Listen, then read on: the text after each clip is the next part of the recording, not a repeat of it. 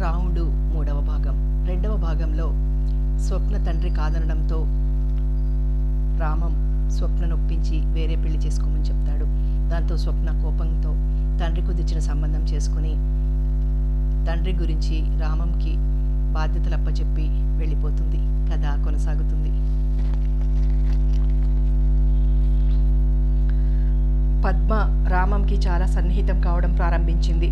ఆమెను మనిషిని చేసినందుకు చాలా గర్వంగా కూడా ఉంది రామచంద్రుడికి. ఒకరోజు ప్రొఫెసర్ గారితో మాట్లాడుతూ స్వప్న ఎప్పుడొస్తుంది అడిగాడు. రావాలయ్యా, నేనే ఓసారి వెళ్ళి రావాలని అనుకుంటున్నా, నువ్వు వస్తావేమిటి అడిగారు. కుదరదు సార్, డ్యూటీస్ చాలా హెవీగా ఉన్నాయి, అందులోనూ ఫ్రీ ఆసుపత్రి కదా, మనం నిర్లక్ష్యం చేస్తే బాధపడేది పేదలు, అందుచేత వీలైనంత వరకు లీవ్లో పోను నేను. అయినా నాకు ఇంకేం పనుంది మెల్లగా అన్నాడు. అల్లుడు గారు ఇక్కడికి వచ్చేస్తే బాగుండునోయ్, నువ్వు స్వప్న కలిసి చక్కని ఆసుపత్రి ప్రారంభించవచ్చు, అదే మాట్లాడి చూద్దామని అనుకుంటున్నాను అన్నారు. రాముడి మనసులో ఎక్కడో ముళ్ళు గుచ్చుకున్నట్టయింది. ఇద్దరూ కలిసి ఎన్నో కలలు కన్నారు, కానీ హృదయం విప్పి చెప్పుకోలేదు. ఒకరిది ఆకాశం, మరొకరిది పాతాళం. ఈ రెంటికి మధ్య ప్రేమవంతెన కట్టి నిలుపుతుందని అనుకున్నారే గాని ధైర్యం చేసి ఎవ్వరూ పునాది వెయ్యలేదు. అది ఇప్పుడు అసాధ్యం. పరాయి స్త్రీ అయిపోయింది తన ప్రేయసి, అంచేత పూజించగలను, గౌరవించగలనే కానీ నీ చెయ్యి నా చెయ్యి కలిపి పనిచేయలేను, ఆ సాన్నిహిత్యంలో మనసు పాడు చేసుకోలేను అనుకున్నాడు రాముడు. మీరెలా ఉన్నారో చూసిపోవాలని వచ్చాను సార్, రోజు ఇది నా డ్యూటీ కదా, ఈరోజు చాలా ఉత్సాహంగా ఉన్నారు, అదే నాకు చాలు మాట మారుస్తూ అన్నాడు రామం. డాక్టర్ రామచంద్రన్, నీ బుద్ధి పోనిచ్చుకున్నావు కాదయ్యా, నేను ఆసుపత్రి ప్రపోజల్ పెడితే అలా మాట మారిస్తే ఏమిటి అర్థం, ఇష్టం లేదనా అడిగారు. భలేవారే, నాకెందుకు ఇష్టం ఉండదు, కానివ్వండి చూద్దాం, మీ అల్లుడు గారి ప్లాన్లు కూడా మనం ఆలోచించాలి, మర్చిపోకండి నవ్వేశాడు. ఆడపిల్లల సంగతి నీకు తెలియదోయ్, మొదటి వారం చాలు మొగాళ్ళని వల్లో వేసేసుకుంటారు, ఇక మగవాడు అనగలిగిన ఒక్కటే ఎస్ డియర్ ఎస్ డియర్ అంటూ తన జోకుకి తనే నవ్వుకున్నారు రావుగారు. ఓకే సార్ అంటూ సెలవు తీసుకుని బయలుదేరాడు ఆసుపత్రికి రాముడు. అతని స్కూటర్ ఆసుపత్రిలోకి మళ్ళేసే అంతా కిటకిటలాడుతూ ఉన్నారు జనం.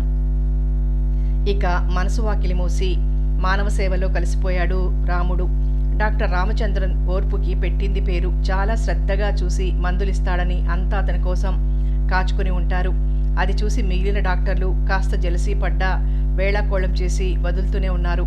ఏమిటయ్యా, ఏదో ప్రైవేట్ ప్రాక్టీస్ అయితే చూసుకోవచ్చు కానీ ఇదేం పెడదయ్యా, ఇక్కడ మంచి డాక్టర్ అని పేరొస్తే ప్రమోషన్కి ప్రమాదం, గాడిద చాకరీ అనేవారు. లేదయ్యా, ఇదంతా అనుభవం కోసం, చూస్తుండు, మనవాడు ఏ పూనమల్లి హైరోడ్లోనో 5 స్టార్ హోటల్ అంతా నర్సింగ్ హోమ్ కట్టేస్తాడు నవ్వేవాడు ఇంకొకరు. అంతేగాని నిజంగా ఈ డబ్బిచ్చుకోలేని వాళ్ళకి సరైన వైద్యం చేయడం మన విధి అని అనుకుంటున్నాడని మీరు అనుకోకపోవడం నా దురదృష్టం బ్రదర్స్. మీకేం తెలుసు నా గురించి, ఇక్కడ డాక్టర్గా చూస్తున్నారే కానీ ఈ వేషం తీసేస్తే నేనెవర్ననేది మీ ఉద్దేశం? ఎవరిని కాదు, ఏం కాదు, మీరు అరువిచ్చిన పుస్తకాలతో చదువుకున్నాను, మీరు సహాయం చేస్తే డబ్బు కట్టి పరీక్షలు రాశాను, అంచేత నన్ను మీతో సమానం అనుకోకండి డాక్టర్స్. నేను డాక్టర్ని కానీ మీలాంటి వాడిని కాదు. నా హృదయం వేదనల కొలిమిలో కాలి ఆర్ద్రమైంది. డబ్బు లేక, వైద్యం చేయించలేక మీలాంటి పెద్ద పెద్ద డాక్టర్ల డబ్బు ఆశకి బలైంది నా చెల్లి. నాలా ఏ ఒక్క డాక్టరు ముందుకొచ్చి సహాయం చేసినా నా చెల్లి కాస్త కోలుకునేది. నోనో, నేనలా చెయ్యలేను. ఏ దిక్కు లేని ప్రాణి వచ్చినా నా సాయశక్తులా ప్రయత్నించి బ్రతికించాలని చూస్తాను. ఫ్రెండ్స్ ప్లీజ్, ఇలాంటి జీవన్మరణ సమస్యలని లైట్గా మాట్లాడకండి. విసురుగా అక్కడి నుంచి లేచి వెళ్ళిపోయాడు రామచంద్రుడు. అతగాడి మనసి పూట పదే పదే అటు స్వప్నని ఇటు పద్మని బేరీజు వేసుకుంటోంది. ఎటూ ఆలోచనలు పూర్తిగా సాగనివ్వడం లేదు. మనసుకు ప్రశాంతంగా లేనప్పుడు దాన్ని సమాధానపరిచే శక్తిగల చల్లని మనసు కోసం వెతకడం సహజం. ఒకప్పుడు ఆ మనసు స్వప్న. ఎప్పుడైనా ఆరాటపడిపోతూ ఉంటే టేక్ ఇట్ ఈజీ అంటూ చొరవగా చెప్పగలిగేది స్వప్న. ఇలాగే ఒకసారి ఏ తల్లి జ్ఞాపకానికి వచ్చినప్పుడో, ఏ చెల్లెలు జ్ఞాపకానికి వచ్చినప్పుడో తన మనసులోని వ్యధలన్నీ స్వప్న ముందు వెళ్లబోసుకున్నాడు. చిన్నతనంలో ఎదిగని మనసు మీద పడిన ముద్రలు జీవితాంతం గాయాలుగా మిగిలిపోతాయి కాబోలు స్వప్న. ఆనందమంచున విషాదం కనిపిస్తుంది నాకు. మనిషిని ఇలా కృంగదీసే చిన్నతనం ఇంకెవరికి వద్దనిపిస్తుంది బాధగా అన్నాడు తను. రామం, మనిషి ఇలాంటి చిన్న విషయాల నుంచి ఎదగడమే కాదు, తనకి బాధ కలిగించిన పరిస్థితుల్ని ఇతరులకి కలిగించకుండా ఉండడమే ఔన్నత్యం అనిపించుకుంటుంది. చూడు, నువ్వు నిజంగా ఉన్నతుడు అవుతావు, నాకు సందేహం లేదు అంది. నిజంగానా?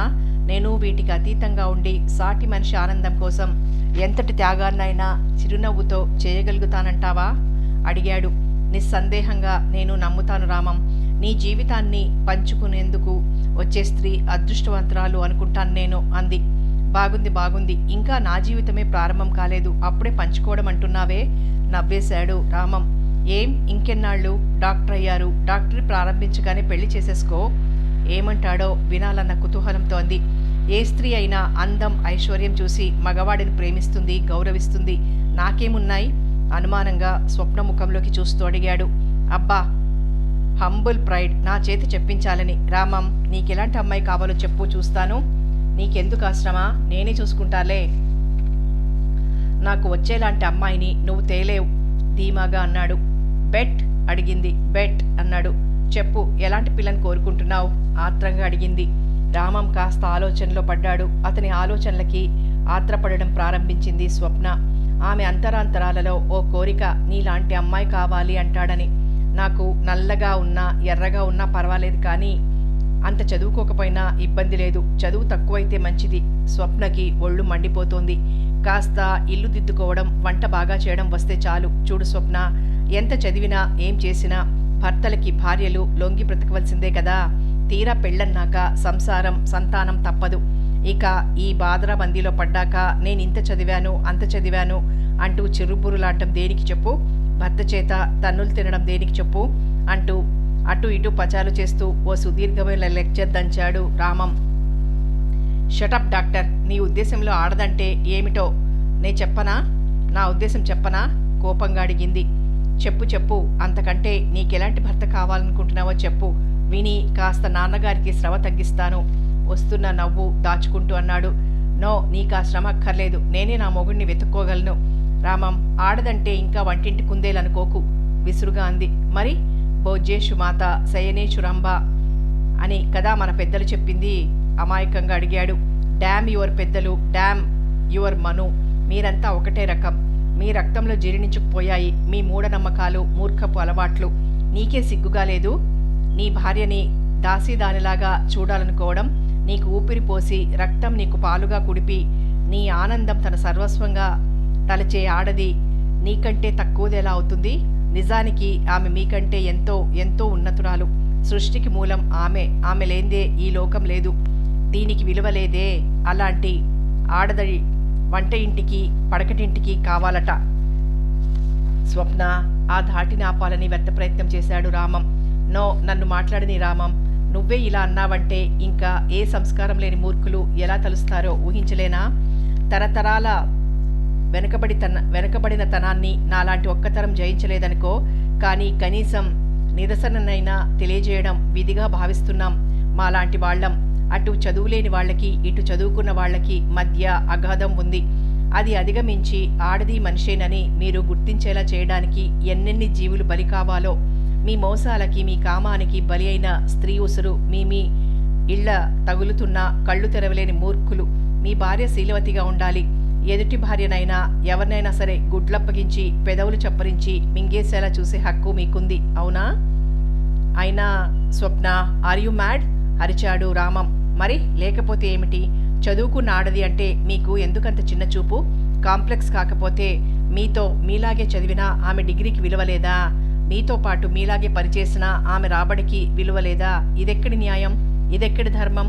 స్వప్న, ప్లీజ్ నా మాట విను. నేనేదో వేళాకోళం కంటే ఎందుకు అంత విరుచుకుపడతావు? బాధగా అడిగాడు. నా దగ్గర వేళాకోళానికి కూడా అలాంటి మాటలు అనవద్దు. Is it a warning? చిలిపిగా అడిగాడు. ఎస్ ఇట్ ఈజ్ డాక్టర్ అంటూనే నే పోతున్నా అంది. అరే, అసలు సంగతి వదిలేసావేం స్వప్న? నీకు తగిన వరుడిని నా అన్నగారు చూస్తున్నారు చాలా నెమ్మదిగా అన్నాడు రామం. అలాగా, నీ సలహా కూడా తీసుకుంటున్నారా? హేళనగా అడిగింది. బాధగా ఆమె ముఖంలోకి చూస్తూ ఊరుకున్నాడు రామం. పోనీ ఒక సంగతి చెప్పు, నాకు సంబంధాలు చూస్తుంటే నీకేమనిపిస్తోంది? చాలాసేపు మాట్లాడలేకపోయాడు రామం. ఏం మాట్లాడతాడు? ఏమనిపిస్తోందని చెప్తాడు? వద్దు స్వప్న, నువ్వు నాకే స్వంతం కావాలి అంటాడా? ఏం రామం, బదులు చెప్పవేం? నీకేమీ అనిపించడమే లేదా రెట్టించింది. ఎందుకు అనిపించదు స్వప్న? నా దేవతకి కళ్యాణ ఘడియలు దగ్గరికొస్తున్నాయి. పెళ్లి కూతురిగా ఈ డాక్టరమ్మ ఎలా ఉంటుందో, వరుణి చేయి తాకినప్పుడు ఆ పల్స్ రేటు ఎలా పెరుగుతుందో అవన్నీ నేను ఊహించగలను. అఘోరించు రామం, నువ్వొట్టి మొద్దువి. నీకు నిజంగానే నువ్వు కోరుకున్న లాంటి పెళ్లి కూతురు రావాలని మనసారా కోరుకుంటున్నాను. చెరచెరా బయటికి నడుస్తుందే ఆమె వెన్నంటి. ప్లీజ్ నన్నిలా శపించకు స్వప్న. నన్ను అర్థం చేసుకోవడానికి ప్రయత్నించు. నేను కోరేది అంతే, నెమ్మదిగా అన్నాడు. ఏమిటి అర్థం చేసుకోవాలి నిన్ను? నేను దూరమైతే నీకు ఆనందం అని చెప్తున్నాను. నాకు పెళ్ళైతే నీకింకా పరమానందం.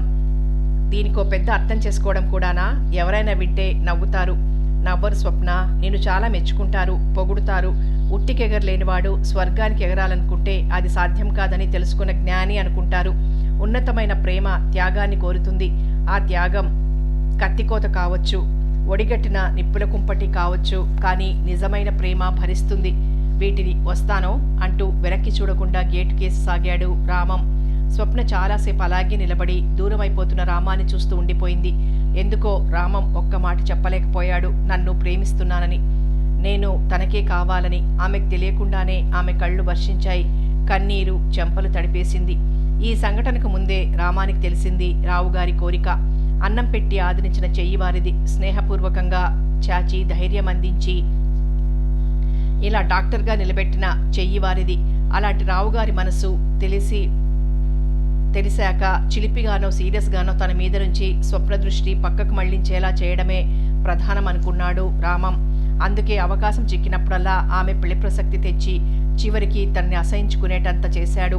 పోనీలే, దూరమైన హాయిగా ఉంది స్వప్న. అందుకే జీవితానికో దారి లేని పద్మ పట్ల చాలా చాలా నెమ్మదిగా రామం హృదయం కరగడం ప్రారంభించింది. స్వప్న అన్నీ ఉన్న నిండుకుండా హాయిగా ఉండగలదు, కానీ పద్మ ఎవరో చెయ్యందించి నడిపించాలి ముందుకి. అన్నగారికి వదినకి గుండెల కుంపటి అనిపించకూడదు. జరిగిపోయిన దారుణానికి జీవితాంతం బలైపోకూడదు. బలి అయిపోయినివ్వను. నేను నీకు అండగా నిలుస్తాను పద్మ అని పిలిచి ధైర్యం చెప్పాలని రామం హృదయం తహతహలాడింది. ఓదార్చి సేద తీర్చగల స్వప్న దూరమైంది. తల్లి మనసులో ఏముందో గాని ఆమెని సంతోషపెట్టలేకపోతున్నానని తెలుసు రామానికి. పద్మని పెళ్లి చేసుకుని ఇంటికి తెచ్చుకుంటేనైనా తల్లి మళ్లీ ఆశతో ఉత్సాహంగా ఉంటుందేమోనని తోచింది. ఆ రోజు విశ్రాంతిగా కూర్చున్న నాగేశ్వరరావు ముందు కూర్చొని పద్మ పెళ్లి ప్రసక్తి తెచ్చాడు రామం. మీకేం అభ్యంతరం లేకపోతే నేను పద్మని చేసుకుంటాను అని సూటిగా అడిగాడు. నాగేశ్వరరావు తన చెవులను తానే నమ్మలేకపోయాడు. బాబు రామం, ఏమిటి నువ్వనేది?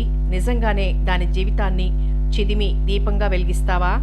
కళ్ల వెంట నీరు ధారాపాతంగా కారిపోతుంటే రామం చేతులు రెండూ తన చేతుల్లోకి తీసుకుని కళ్ళకదే పనిగా అద్దుకోవడం ప్రారంభించారు. ఏమిటండి ఈ పిచ్చి? దానిలో నా స్వార్థం లేదనుకుంటున్నారా? తేలిగ్గా నవ్వడానికి ప్రయత్నిస్తూ అన్నాడు. గుమ్మంలో నిలబడి విన్న పద్మ హృదయం ఆనందంతో పగులుతుందా అనిపించింది. ఆమె చేతులలో 1000 వేణువుల హోరు, ఆమె కళ్లల్లో కోటి నక్షత్రాల కాంతి. కాలు నేల నిలవనంటోంది. తాచుపాములాంటి ఆమె జడ వినబడని నాగస్వరానికి అటు ఇటు అల్లల్లాడిపోతోంది. అందరి హృదయాల్లో కొత్త ఆనందం.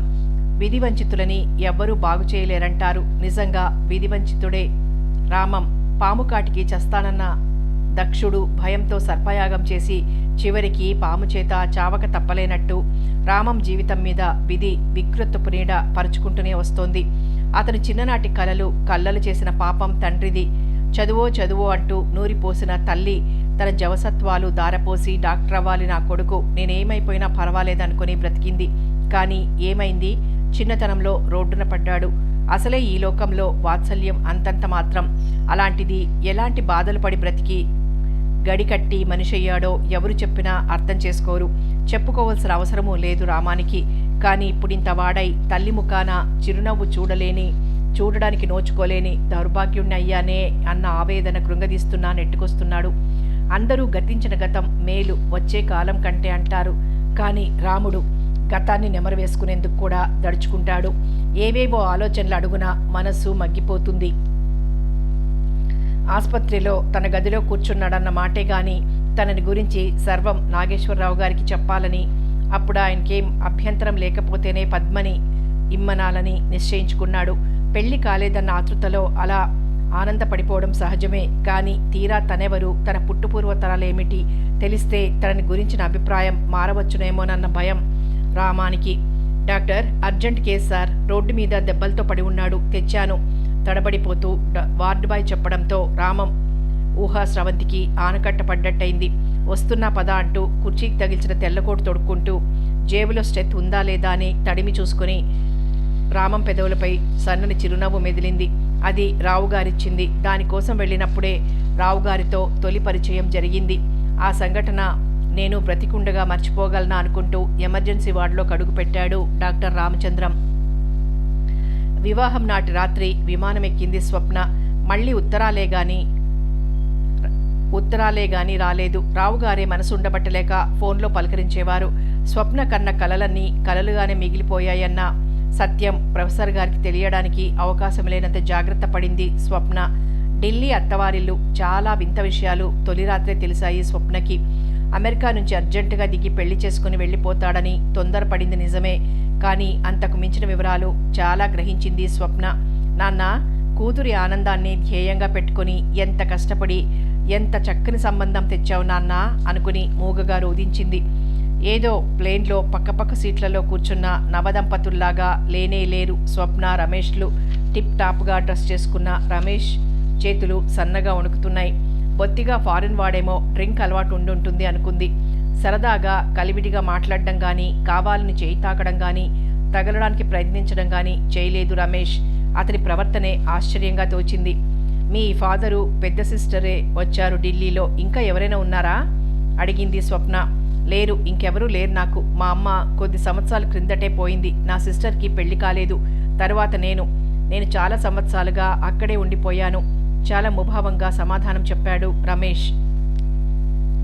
మనం కొద్ది రోజులు నాన్నగారి దగ్గర ఉండవచ్చునే, మరెందుకు ఇంత తొందరపడ్డారు? చేతిలో పత్రిక తిరిగేస్తూ యథాలాపంగా అడిగింది. కొద్ది క్షణాలు ఏం జవాబు చెప్పక ఊరుకున్నాడు రమేష్. తర్వాత సీటు కాస్త వాల్చుకుంటూ, ఏం లేదు స్వప్న, నేను 10 రోజుల్లాగా వెళ్ళిపోవాలి. లేకపోతే నా రిటర్న్ టికెట్ కన్సెషన్ పోతుంది. ఈలోగా కొన్ని పనులుంటాయి కదా అన్నాడు. తరువాత అంతా మౌనం. ఢిల్లీలోకి రైలులో వెళ్ళి ఉంటే కాస్త ఈ మనిషిని అర్థం చేసుకునే అవకాశమైనా వచ్చేది. ఇంత ఉత్సాహం, ఉద్వేగం లేని మనిషి ఎందుకు ఈ పెళ్లి చేసుకున్నట్టు? డాక్టర్గా స్వప్నలో రకరకాల ఊహలు తలెత్తడం మొదలైంది. ఢిల్లీలో ఎక్కడుంటున్నారు? మన తెలుగు వాళ్ళు చాలామంది ఉన్నారు కరోల్బాగ్లో. అక్కడే ఏరోడ్రోమ్ నుంచి టాక్సీలు దొరుకుతాయిలే అన్నాడు రమేష్. ఇంక తరువాత సంభాషణే కొనసాగలేదు. ప్లేన్ పాలంలో దిగేదాకా అలా పక్క అద్దంలోంచి కనిపిస్తున్న పిడికెడు ఆకాశాన్ని చూస్తూ కూర్చుంది స్వప్న. ఈనాటికి నాన్నేం చేస్తూ ఉంటారో అన్న ఆలోచన రాగానే గిర్రున కన్నీరు తిరిగిందామె కన్నుల్లో. రామం ఉండి ఉంటాడు. ఇద్దరూ తన గురించే మాట్లాడుకుంటూ ఉంటారు. నాన్నగారు నా ఆనందం గురించి పొంగిపోతూ ఉంటారు కాబోలు. పాపం రామం అటు గుండె విప్పి చెప్పలేక, ఇటు ప్రేమ మర్చిపోలేక నలిగిపోయాడు. ఏవేవో ఆలోచనలు. నిజంగా నేను రామం కలిసి బ్రతకగలిగితే ఈ ఐశ్వర్యం అనవసరంగా తోచేది అనుకుంది. ఏం లాభం? బంగారం లాంటి అవకాశం చేజారిపోయింది. ఇక దాని గురించి ఆలోచించి ఏం ప్రయోజనం? జీవితంలో నిజాయితీ అవసరం. జీవితంలో ఎక్కడికక్కడ సర్దుకుపోవడం అంతకంటే అవసరం. ఈ సంసారమే చక్కబరుచుకుని సరిచేసుకుంటాను అని మనసుకి స్థిమితం ఏర్పరచుకుని నిట్టూర్చింది స్వప్న. ఆకాశంలో బూరుగుదూది ఆరవేస్తే ఎగిరిపోతున్నట్టున్నాయి మేఘాలు. దిగాక లగేజీ రావడానికి గంట అయిపోయింది. ఇంటి తాళం నా దగ్గరే ఉంది స్వప్న, మనం దారిలో ఏదైనా తినేసి వెళ్ళిపోదాం, రేపు ఉదయం చూసుకోవచ్చును అంటున్న రమేష్ని కళ్ళప్పగించి చూస్తూ ఊరుకుంది స్వప్న. అయితే వంట? ఆశ్చర్యంగా అడిగింది. మా అక్కే చేస్తుంది. రేపెలాగో గడిపేస్తే ఎల్లుండికి వచ్చేస్తుంది కదా. చాలా తేలిగ్గా అనేశాడు రమేష్. అన్న ప్రకారం దారిలో భోంచేసి ఇంకో టాక్సీ పట్టుకుని ఇంటికి చేరుకున్నారు. పుట్టింది మొదలు ఐశ్వర్యపు ఓడిలో పెరిగిన స్వప్నకి ఆ ఇల్లు వింతగా ఉంది. పెద్ద పట్టణాల్లో భవంతులు ఖరీదే కానీ మంచి పొజిషన్లో ఉన్నవాళ్ళు ఇంత చిన్న ఫ్లాట్లో ఉండటమేమిటి? ఇది అక్క ఫ్లాట్, నేను పెళ్లికే కదా వస్తా అంచేత ఇల్లు చూడలేదు. అడగని స్వప్న ప్రశ్నకి సమాధానం చెప్పాడు రమేష్. 2 గదులు, ఒక వంటగది, వరండా. ఊపిరి సరపనట్టుంది స్వప్నకి. రాత్రి, ఇక ఈ రాత్రి తొలి రాత్రి కాబోలు. వెన్నులో సన్నగా వణుకు పుట్టింది. ఏదో తెలియని ఆందోళన. ఎవరైనా ఈ ఇంట్లో ఇంకొక మనిషి ఉంటే బాగుండునన్న ఆశ. రా స్వప్న, అలా నిలబడిపోయావేం? తలుపులన్నీ వేసేసి రా లోపలికి. మంచం మీద పడుకుని ఆహ్వానించాడు రమేష్. సిగరెట్ పొగ రింగులు రింగులుగా లేస్తోంది. వచ్చి మంచానికి అంచుకు అంటి ముట్టనట్టు కూర్చుంది. డాక్టర్ని, నాకేమిటి పిరికితనం అని ధైర్యం చెప్పుకుందే గాని ఆమె నుదుట చిరుచెమటలు పోస్తున్నాయి. చాలాసేపు ఎవ్వరూ ఏమీ మాట్లాడకుండా కూర్చున్నారు. చివరికి అతడే లేచి సరిగ్గా కూర్చుంటూ, స్వప్న, రేపు నేను నీతో ఏకాంతంగా ప్రశాంతంగా తీరిగ్గా మాట్లాడడానికి అవకాశం దొరక్కపోవచ్చు. అంచేత నన్ను ఈ పూట చెప్పదలిచినవన్నీ చెప్పని అంటూ ఇంకో సిగరెట్ అంటించాడు రమేష్. అగ్గిపుల్లగిస్తున్న అతని చెయ్యి వణకడం గమనించకపోలేదు స్వప్న. ఏం ప్రేమ వాక్యాలు అల్లెవేస్తాడో సిల్లీగా అనుకుంది. చెప్పండి అంది చాలా నెమ్మదిగా. నే చెప్పింది విని నువ్వు గోల చేయకూడదు. ఇది మీ ఇల్లులాగా ఉండే ఇల్లు కావు. మనం గట్టిగా మాట్లాడినా పక్క వాళ్ళకి పై వాళ్ళకి కూడా వినిపిస్తుంది. అంటే వాళ్ళు వచ్చేస్తారని కాదు, మనకే బాగుండదు. ఏమంటావు? సన్నగా చిరునవ్వు నవ్వి ఊరుకుంది స్వప్న. లేచి అటు ఇటు పచారు చేయడం మొదలుపెట్టాడు రమేష్. మరీ ఇంత సస్పెన్స్ ఏమిటి? హిచ్కాక్ పిక్చర్ లాగా నవ్వేస్తూ అంది స్వప్న. అంతకంటే దారుణమైంది. నేను చెప్పే సస్పెన్స్ విని తట్టుకోగలగాలి నువ్వు. స్వప్న, ప్లీజ్ ట్రై టు అండర్స్టాండ్ మీ. ఆ మాట్లాడిన తీరు చాలా పిరికితనాన్ని రేకెత్తించింది స్వప్నలో. స్వప్న, నాకు ఇదివరకే పెళ్ళైపోయింది. 2 పాపలు కూడా ఉన్నారు. చాలా సాఫీగా చెప్పాడు. పక్కనే ఉరమని పిడుగు పడ్డంత ఉలిక్కిపడి కూర్చున్నదల్లా లేచి నిలబడింది Swapna. What are you saying? గట్టిగా అరవాలనుకుంది. కానీ ఆ మాటలెక్కడో నూతిలోంచి వచ్చినట్టుగా ఉన్నాయి. అవును స్వప్న, నాకు 7 ఏళ్ల కిందట పెళ్ళైంది. నా భార్య పిల్లలు అమెరికాలోనే ఉన్నారు. స్వప్న ఏమీ బదులాడకపోవడంతో సగం స్వగతంగా చెప్పడం ప్రారంభించాడు రమేష్. ఇదంతా మా నాన్నగారి ప్లాన్. వారు చాలా అప్పుల పాలైపోయారు. మా అమ్మ తమ్ముడు వ్యాపారంలో వీరి డబ్బు పెట్టి దివాలా తీసేశాడు. ఎలాగో డబ్బు కావాలి. నాన్నగారు జైలుకు వెళ్లకుండా ఉండాలంటే అంచేత అక్కయ్య ఆయన కలిసి ఇదే సులభమని చేశారు. వారి అప్పులు తీర్చేటంత రాబడి లేదు నాకు. చదివిన చదువుకి అక్కడ దొరికిన ఉద్యోగానికి పొంతన లేదు. ఎలాగో గడుపుకుంటున్నాను. అలాంటిది హఠాత్తుగా రమ్మని రాశారు. ఇందుకు నేను చేసిన పని చాలా దారుణమని తెలుసు. కానీ ఇది నీకు చెప్పకపోవడం ఇంకా దారుణం అనిపించింది. నీకు చదువుంది, నువ్వెలాగైనా బ్రతకగలవు. పైగా డాక్టర్వి.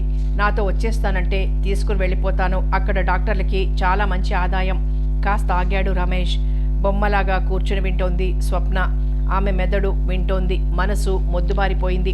నీకిష్టమైతే మాతో కలిసి ఉందువు గాని, లేకపోతే అక్కడికి వెళ్ళాక డైవోర్స్ చేసుకుని మళ్ళీ పెళ్లి చేసుకుందువు గాని. బాగా ఆలోచించుకో. నేను చెడ్డవాడినే గాని నీ జీవితం నాశనం చేయడం నాకు మనస్కరించడం లేదు. అందుకే మా నాన్న అక్కయ్య ఊరుకోరని తెలిసే నిజం చెప్పేశాను. నా భారం తీరినట్టు దీర్ఘంగా నిట్టూర్చాడు రమేష్. అసలు నువ్వు మనిషివేనా? చదువుకున్నవాడివి ఇలాంటి దారుణం ఎలా తలపెట్టగలిగారు? ఛీ, నీకు సిగ్గుగా లేదు? చాలా కోపంగా ముఖం జేవురించుకొని అడిగింది స్వప్న. అది విని తాపీగా నవ్వుతూ, స్వప్న, అవసరం సిగ్గెరగదు అన్నాడు తాపీగా సిగరెట్ దమ్ములాగుతూ. ఎంత ఘోరం, ఎంత అన్యాయం! ఇలాంటి నయవంచుకులు కూడా ఉంటారా? ఇంకా మనిషి ఎలా నమ్మడం? సుడిగుండంలో పడ్డ నావలాగా కొట్టుకోవడం మొదలుపెట్టింది స్వప్న మనస్సు. ఇప్పుడేం చెయ్యాలి అన్న ప్రశ్న చెవులలో గింగురుమంటోంది. చూడు స్వప్న, నీకు తోచింది చెయ్యి. ఇక్కడి దాకానే నాన్నతో నా కోఆపరేషన్. ఇది దాటి నేను నీకు అన్యాయం చేయలేను. నీకిష్టమంటావా? నన్ను నీ భర్తగా స్వీకరించి నాతో జీవితం పంచుకోదలిస్తే సరే, నిన్ను తీసుకువెళ్తాను. లేదంటావా? ఇక్కడే మనం ఈ పెళ్లి ముగించేసుకోవచ్చును. నీలో ఇంత తెలిసాక జీవితం పంచుకోవడం ఇష్టమైతే అంటున్నావా మిస్టర్ రమేష్? నన్ను గురించి మీరేమనుకుంటున్నారో నాకు అర్థం కావడం లేదు. తండ్రి మాట తీసేయలేక పెళ్లి చేసుకున్నట్టే పుస్తె ఎలా కట్టించుకున్నానని మీ పక్కన చేరుతాననుకోకు. ఇందా అట్టే పెట్టుకో. మళ్ళీ ఛాన్స్ దొరికితే ఎవరికైనా ఇంకొకరికి కట్టుదువు గాని. ఇంకా పసుపు తడి ఆరని మంగళసూత్రం తాళ్ళు 2 లాగి తెంపి అతని వైపు విసిరింది స్వప్న. Please get out. నేను ఈ గదిలో నీతో ఉండను. వస్తున్న దుఃఖాన్ని ఆపుకుంటూ అరిచింది స్వప్న. చూడు స్వప్న, అనవసరంగా ఆవేశం ప్రదర్శిస్తే నిన్ను ఈ ఊబిలోకి పూర్తిగా తొక్కేస్తారు మా అక్కయ్య నాన్నగారు. జాగ్రత్త. అంచేత ఆవేశం తగ్గించుకొని ముందు దారి చూడు. నేను చెడ్డవాడినే కాదనను, కానీ నీలాంటి ఉన్నతమైన ఆడదాన్ని మోసగించినందుకు సిగ్గుపడుతున్న విషయం అబద్ధం కాదు. కానీ మనిషి పరిస్థితులకి బానిస. మా నాన్న చేతిలో డబ్బు లేదు. మీ నాన్న డబ్బు కుమ్మరిస్తున్నారు నీకోసం. అది ఈయన చెయ్యి మారాలంటే ఇదొక్కటే కదా మార్గం. అంచేత పెళ్లి చేసుకోవాలా? ఆ పవిత్రమైన సంబంధాన్ని ఇంతగా అవహేళన చెయ్యాలా? ఏం డబ్బు సహాయం చేయమని అడగొచ్చు కదా? గట్టిగా నవ్వేశాడు ఆ మాట విని రమేష్. ఎంత అమాయకురాలివి స్వప్న, ఎవరైనా డబ్బు అంత సులభంగా ఇచ్చేస్తారా? డబ్బున చోటికే చేరాలనుకుంటుంది. మా నాన్న లక్షలున్నాయంటేనే కదా పోటీపడి రేటు పెరిగింది నాకు అన్నాడు. ఎంత దారుణం, ఎంత తేలిగ్గా చేసేశారు రమేష్. అందుకే చెప్తున్నాను, రేపు కోడలివై ఇక్కడే ఉండి సంపాదించే మిషన్గా తయారయ్యే ప్రమాదం నుంచి తప్పించుకో. ఈ దేశంలో నీలాంటి వాళ్ళు కూడా ఆడదానికి పెళ్లికి మించి ధ్యేయం లేదనుకుంటే ఇంతే అవుతుంది. నిష్ఠూరంగా అంటూ గది దాటి రెండో గదిలోకి వెళ్ళిపోయాడు రమేష్. అందుకే వేచి ఉన్నంత ఆత్రంగా దభీల్న తలుపు మూసి గడియ వేసి అలాగే తలుపుకి చేరబడిపోయింది. ఎంత ఆపుకుందామన్నా దుఃఖం ఆగలేదు. వెక్కి వెక్కి ఏడవసాగిందా గదిలో స్వప్న. ప్లీజ్ ఏడవకు స్వప్న, ధైర్యంగా నిద్రపో. నేను నిన్ను తాకను, ప్రామిస్ చేస్తున్నాను. నిన్ను భార్యగా స్వీకరించి వదిలేసే ఉద్దేశం ఉంటే ఈ నిజం నీకు చెప్పి ఉండేవాడినే కాదు. ధైర్యంగా ఉండు, రేపు ఉదయం మా వాళ్ళొస్తారు. హెచ్చరిక ధ్వనించింది. అలాగే నిలబడిపోయింది స్వప్న. ఇప్పుడు ఇంకేం చెయ్యాలి? రామం, చూసావా, గొప్ప త్యాగం చేశావనుకున్నావు కదూ, నన్ను గొప్పవాడికి గట్టించేసి. దుఃఖంలో మిళితమైపోతున్న విషాదమైన నవ్వు ఆమె పెదవులపై వెలిగింది. దీనికో మార్గం త్వరగా చూడాలి అన్న నిర్ణయం రాగానే ధైర్యం చిక్కింది. బేలపడిపోతున్న మనసుకి భగవంతుడు జీవితంలో తనకింకో అవకాశం ఈ రూపాన ప్రసాదిస్తున్నాడా అనిపించింది. ఈసారైనా నాన్నగారు గ్రహిస్తారేమో ఈ మేడిపండు లాంటి ప్రపంచం గురించి. ఈసారైనా స్వప్న నేనున్నాను అంటూ ధైర్యం ఇస్తాడేమో రామం. ఏవేవో పిచ్చి పిచ్చి ఆలోచనలు, పిచ్చి కోరికలు. అలాగే నిద్ర కొరిగింది స్వప్న. అది కలత నిద్ర, పిచ్చి కలలు. తన ఊహల లోకంలోని తొలిరాత్రి ఎలాంటిదో ఈ వాస్తవం ఎంత అవాస్తవంగా పరిణమించిందో తలుచుకుని నవ్వుకుంటోంది. నాకు పిచ్చి పట్టదు కదా అనుకుంటూ ఉండగానే తెలివచ్చేసింది స్వప్నకి. ఇదంతా నిద్రలో కలవరమేనా అనుకుని సర్దుకొని పడుకుంది. ఆద్రాబాద్రాగా ఎమర్జెన్సీలో కడుగుపెట్టి వాట్ ఈస్ దిస్ కేస్ అంటూ కొలిగిని అడిగాడు. ఏముంది, ఈ దేశ జనాభాలో 60%కి విధిగా ఉండేదే డాక్టర్, నవ్వుతూ అన్నాడు ఇంకో డాక్టర్. ఇంకా ట్రాలీ స్ట్రెచర్ మీద నుంచి మార్చలేదా మనిషిని? You mean hunger? నవ్వు రాలేదు రామచంద్రుడికి. ఎస్, సోషొచ్చి పడిపోయిన వాడినో ఆటో గుద్దిందట. తలకి గాయమైంది. చూడ్డానికైనా ఈ జుట్టు చూడండి, మరీ సన్యాసిగాడిలా విసుక్కున్నాడు. నోనో వదులు, నేను చూస్తాను బ్రదర్. సన్యాసికి నున్నని గుండు, బైరాగైతే ఈ జుట్టు ఆ మాత్రం తెలియకపోతే ఎలా? కమిన్, ఇక్కడే ముందు క్లీన్ చేద్దాం. గ్లూకోజ్ ఇవ్వు అంటూ నర్స్ తెచ్చిన కత్తెరందుకున్నాడు. ఎవరో కిసుక్కున నవ్వారు. తలెత్తి నవ్వొచ్చిన వైపు చూశాడు. చేస్తున్న పని ఆపకుండానే ట్రే పట్టుకున్న అందమైన నర్సు తల వంచుకుంది. సారీ అంటూ రాముడికి కూడా కాస్త ఈ పరిస్థితికి నవ్వు రాకపోలేదు. డాక్టర్ మంగళ పని చేస్తున్నట్టుంది, కానీ కొన్ని పనులు చేయక తప్పదు కదా.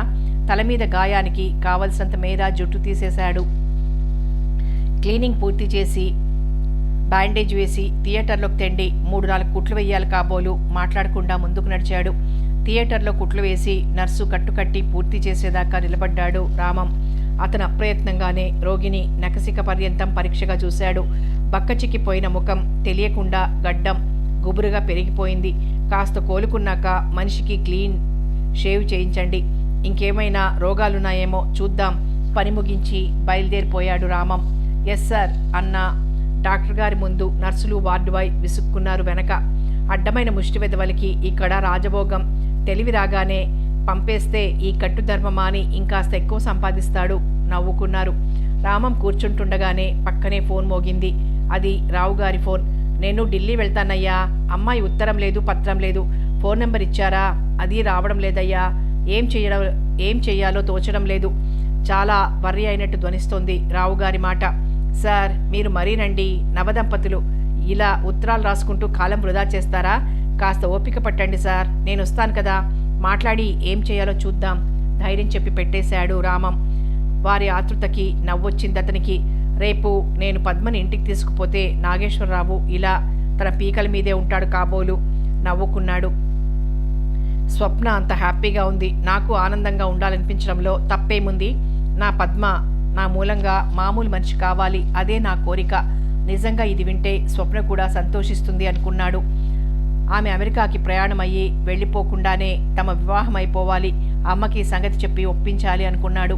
రామం ఆసుపత్రి వదలడానికి ఆ రోజు చాలా ఆలస్యమైంది.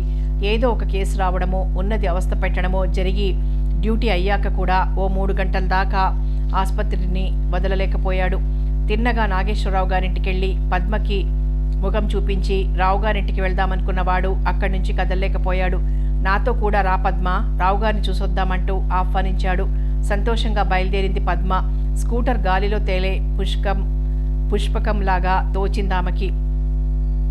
గట్టిగా రామం నడుం చుట్టూ చెయ్యి బిగించి చెంపని అతని వెన్నుకి ఆనించింది. రామం గుండెలు వేగంగా కొట్టుకుంటున్నాయి ఆ స్పర్శకి. పద్మ, రావుగారికి నేనెంత రుణపడి ఉన్నానో ఎవ్వరూ ఊహించలేరు. వారే కాదు, వారమ్మాయి స్వప్న పెట్టిన భిక్ష ఈ రామం, తెలుసా? నేను ఆ దేవతకి జీవితాంతం పూజ చేస్తాను నాకిలాంటి భర్తనిచ్చినందుకు. ఆమె నా దేవుడంటాను అంది ఆనందంగా. రావోయ్ రా, మర్చిపోయావేమో అనుకుంటున్నాను ఇప్పుడే అంటూ స్కూటర్ చప్పుడు విని బయటికి తొంగి చూస్తూ అన్నాడు. రామం పక్కనే పద్మను చూసి తల పంకించారు. పద్మ వంగి వారి పాదాలకి నమస్కరించింది. ఆమె తల నిమురుతూ, నువ్వు ఎంత అదృష్టవంతురాలివో నీకు తెలియదమ్మా. రామం మంచి డాక్టరే కాదు, బంగారం లాంటి మనిషి. రారా లోపలికి రా. నే చెప్పకుండా ఎలా తెలిసిందో ఆశ్చర్యంగా అడిగాడు రామం. ఇలాంటి విషయాలు చెప్పాక కానీ అర్థం కావనుకోవుకోయ్. నేనేం నిన్న మొన్న పుట్టినవాడినా? గట్టిగా నవ్వేస్తూ లోపలికి దారి తీశాడు. వంటావిడ, తోటమాలి రాముణ్ణి చూసి పరిగెత్తుకొచ్చారు. స్వప్న వెళ్లేలోగా పెళ్లి చేసుకుందామని అనుకుంటున్నాను సార్ అన్నాడు. శుభం. ఆ శుభకార్యం ఇక్కడే జరిపించేద్దాం. నా తల్లి వెళ్తే మళ్ళీ ఎప్పుడొస్తుందో అంటుండగానే వారి కంఠం దుఃఖంతో పూడుకుపోయింది. చచా బాబాయ్ గారు, శుభమా అంటూ భర్త వెంట వెడుతుంటే మీరలా బాధపడకూడదు అంది పద్మ. నిజమేనమ్మా, కానీ బేల మనసు విననంటోంది. ఏమిటో తెలియని ఆరాటంలో పడిపోతోంది. ఏం చెయ్యను చెప్పు ఇంకా విశేషాలేంటి కూర్చుంటూ అడిగారు. ఏముంటాయి సార్, మీరే చెప్పాలి. ఒంట్లో ఎలా ఉంది? ఒంట్లో అద్భుతంగా ఉందయ్యా. మనస్సే ఖాళీగా ఉంది. నేను ఉదయాన్నే ఢిల్లీకి ప్రయాణం. అప్పుడే ఎందుకు సార్, కొన్ని రోజులు పోనివ్వకూడదా అడిగాడు రామం. ఆయన తన మాట కొట్టి పారేస్తారని తెలిసే. లాభం లేదయ్యా, అమ్మాయిని చూడాలి, తరువాతే మిగిలినవి. ఏమంటావమ్మా? పద్మకేసి నవ్వుతూ చూశారు. ఇలా మీలాగే నా చిట్టి తల్లి అల్లుడు నా కళ్ళ ముందు ఉండకూడదు. ప్రయత్నిద్దాం సగం స్వగతంగా అనుకున్నారు. సార్, అమ్మ కూడా మీలాగే అయిపోకుండా నేను ముందే జాగ్రత్త పడుతున్నాను. కోడల్ని అప్పగించేస్తాను వేళాకోళంగా నవ్వేస్తూ అన్నాడు. మీ అమ్మగారు నిజంగా అదృష్టవంతురాలు రామం. బంగారు బొమ్మలాంటి కోడలు, రత్నంలాంటి కొడుకు. మీ కాపురం కళకళలాడుతుంది. అంతా మీ దయ సార్. మీరు స్వప్న రాగానే ముహూర్తం చూడమంటాను సెలవు తీసుకుంటూ చెప్పాడు. నేను వెళ్ళాలంటే అతగాడిని ఒప్పించేస్తానయ్యా, అందుకే వెళ్తున్నాను చాలా నమ్మకంగా అంటూ పద్మారామాన్ని స్కూటర్ దాకా దిగబెట్టారు రావుగారు. రామం అప్పుడే పద్మని ఇంటికి తీసుకువెళ్దామనుకున్నాడు. కానీ అది సమయం కాదనిపించింది. ఎందుకో చాలాసేపు ఏ గమ్యం లేకుండా ఇద్దరూ కలిసి ఉండడమే ముఖ్యమన్నట్టు ఇష్టం వచ్చినట్టు తిరిగారు. నల్లని ఆకాశంలో తారలు ముఖమల్ మీద చెంకీ బిళ్లల్లాగా మెరుస్తున్నాయి. చల్లని గాలి మత్తుమత్తుగా ఉంది. ఇంకా ఇంటికి పోదాం, వదిన ఎదురు చూస్తూ ఉంటుంది అంది నెమ్మదిగా పద్మ, ఇప్పుడు నీ మాటలు వింటూ ఉంటే ఏమనిపిస్తోందో తెలుసా? కుతూహలంగా ఆమె ముఖంలోకి చూసి అడిగాడు రామం. ఏమనిపిస్తోంది? ఈ మాటలన్నీ ఎప్పుడు నేర్చానా అనిపిస్తోంది కదూ. ఇవి నిజంగా మీరు నేర్పినవే రామం. మనం త్వరగా పెళ్లి చేసేసుకుందాం. నేను మీకింక దూరంగా ఉండలేను అంది అతని గుండెల్లో ముఖం దాచుకుంటూ. నాకు అలాగే ఉంది పద్మ, అలాగే చేద్దాం, స్వప్న రాణి అన్నాడు. పద్మ బుంగమూతి పెట్టింది ఆ మాటకి. ఆ చీకట్లో ఇద్దరు పకపక నవ్వుకుంటూ స్కూటర్ ఎక్కారు. పద్మని ఇంటి దగ్గర దింపి తాను దిగకుండా వెళ్ళాడు రామం. ఇంతసేపా అంటూ చీకట్లోంచే పలకరించింది వదినగారు. కాస్త ఆ 3 ముళ్ళు పడేదాకా ఆగమ్మా, మళ్ళీ మమ్మల్ని వీధెక్కించేవు చెప్పింది. పద్మ మారు మాట్లాడకుండా లోపలికి వెళ్ళిపోయింది. ఇప్పుడు ఆమెకి వదినగారి దెప్పుళ్ళు అంతగా బాధ పెట్టడం లేదు. రామంతో పంచుకునే జీవితాన్ని ఊహించుకుని క్షణాలు లెక్క పెట్టుకుంటోంది. ఏరా ఇంత ఆలస్యం రాముడు అంటూ ఆత్రంగా ముందుకొచ్చిన తల్లిని చూసి నవ్వుతూ, ఏమిటమ్మా నీ పిచ్చి, అన్నం తినేసి పడుకోమని చెప్పలేదు? రోజు ఇంత ఆలస్యంగా భోజనం చేస్తే నీ ఆరోగ్యం దెబ్బతింటుందని ఎన్నిసార్లు చెప్పానో. లోపలికి నడిచి పెట్టు, ఇద్దరం తినేద్దాం అన్నాడు. బట్టలు మార్చుకుంటూ కూనిరాగాలు తీస్తున్న కొడుకును చూసి నా తండ్రి ఎందుకో చాలా ఆనందంగా ఉన్నాడు అనుకున్నారు. ఏమిట్రా విశేషం నవ్వుతూ అడిగారు. కూర్చోమ్మా, నీకో మంచి శుభవార్త చెప్పాలి అన్నాడు అన్నానికి కూర్చుంటూ. శుభవార్త? మనసు పరిపరి విధాల పోతోంది తులసమ్మగారికి. వారు కానీ కనిపించారా? బాబు తండ్రి జాడ తెలుసుకుని నా నెత్తిన పాలు పోస్తాడా? ఏమిట్రా, త్వరగా చెప్పు బాబు, గట్టిగా అడిగారు. అప్పుడే తల్లి ముఖంలోకి చూశాడు రాముడు. ఆమె ఆతృతకి కారణం కొద్దిగా గ్రాహ్యమైంది రాముడికి. ఏం లేదమ్మా, నేను పెళ్లి చేసుకుందామనుకుంటున్నాను, ఆ సంగతే నీకు చెప్పాలని అనుకున్నాను అన్నాడు. తల వంచి తినడం మీద దృష్టి సారించాడు. ఉత్సాహంపై చన్నీళ్లు చిలికినట్టయిపోయారు తులసమ్మగారు. మంచిదే బాబు, ఈ వయసులో జంట కోరుకోవడంలో తప్పులేదు. అమ్మాయిని చూసావా? చాలా సాదాసీదాగా అడిగేస్తున్న తల్లి ముఖంలోకి చూసి, ఏమ్మా అలా ఉన్నావు అడిగాడు. బాగానే ఉన్నాన్రా, వయసు అయిపోవడం లేదు, ఇంతకంటే ఉత్సాహంగా ఎలా ఉంటాను? త్వరగా ఓ కోడలి పిల్ల రావడం నాకు మంచిదే బాబు అన్నారు కొంత ఉత్సాహాన్ని తెచ్చుకుంటూ.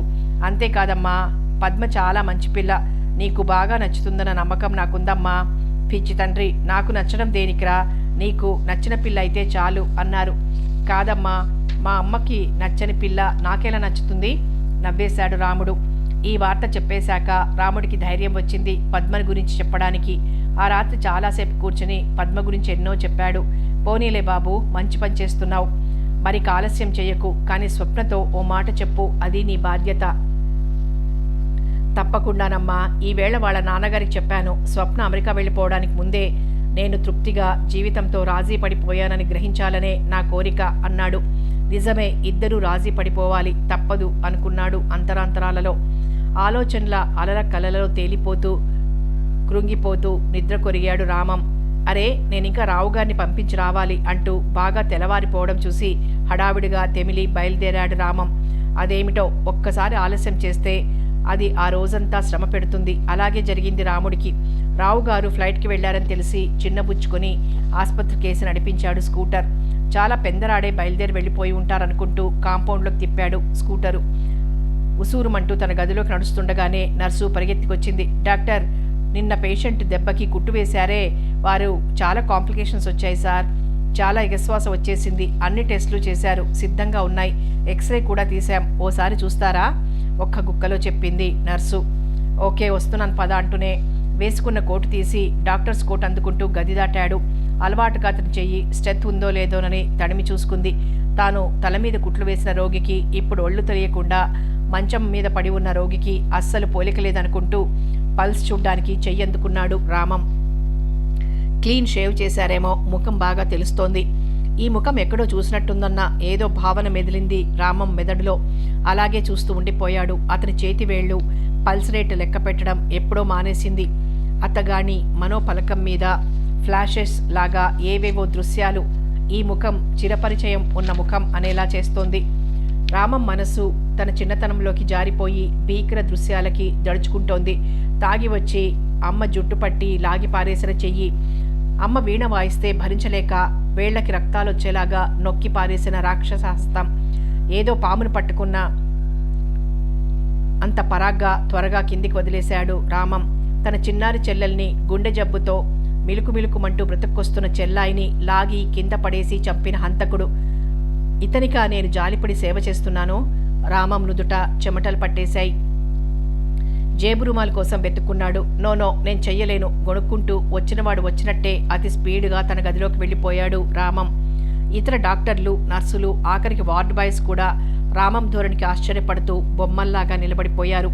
చాలాసేపటి వరకు అతని గదిలోకి వెళ్ళి ఏ సంగతి కనుక్కునే ధైర్యం ఎవరికీ రాలేదు. చివరికి స్టాఫ్ నర్స్ చేతిలో ఎక్స్రేలు పట్టుకొని లోపలికి వెళ్ళింది. వాటిని ఫిక్స్ చేసి, డాక్టర్ ఇవిగో చూడండి అంటూ లైట్ ఆన్ చేసింది. చేతులపై తల ఆంచుకొని ఉన్న రామం తలెత్తి చూశాడు. అతనికి ఎక్స్రేలో పక్క ఎముకలు, ఊపిరితిత్తుల నీడలు కనపట్టం లేదు. తాగి తాగి ఉబ్బిన తండ్రి పొట్ట ఎగసెగిసి పడుతూ కనిపిస్తోంది. తన ఆ దృశ్యాన్ని తల్లి వెనక చెల్లెలతో పాటు దాక్కుని చూస్తున్నాడు భయంతో ఓ పక్క వణికిపోతూ. స్టాఫ్ నర్స్ అది తీసి ఇంకొకటి పెట్టింది. ఇది స్కల్, ఎందుకైనా మంచిది, త్వరగా నిర్ణయం చేయడానికి సిద్ధంగా ఉంటుందని తీశాను అంటూ టక్కుమనిపించింది స్విచ్ని. మళ్ళీ నిర్లిప్తంగా చూస్తున్నాడు రామం. ఇది మరీ భయంకరంగా ఉంది. అది ఏదో రాక్షసుడి తలలాగా ఉంది. ఎర్రగా చింత నిప్పుల్లాగా ఉన్న కళ్ళు చంపేస్తా అన్నట్టుగా ఉన్నాయి. Please nurse, switch put off అరిచాడు డాక్టర్ రామచంద్రన్. డాక్టర్, అతను పూర్తిగా మైకంలో పడిపోయేలా ఉన్నాడు. తక్షణం మనం థియేటర్లోకి తీసుకెళ్ళకపోతే చచ్చిపోతాడేమో. ఆద్రాపాద్రాగా లోపలికి పరిగెత్తి వచ్చారు ఇద్దరు అసిస్టెంట్ సర్జన్లు. కథ కొనసాగుతుంది.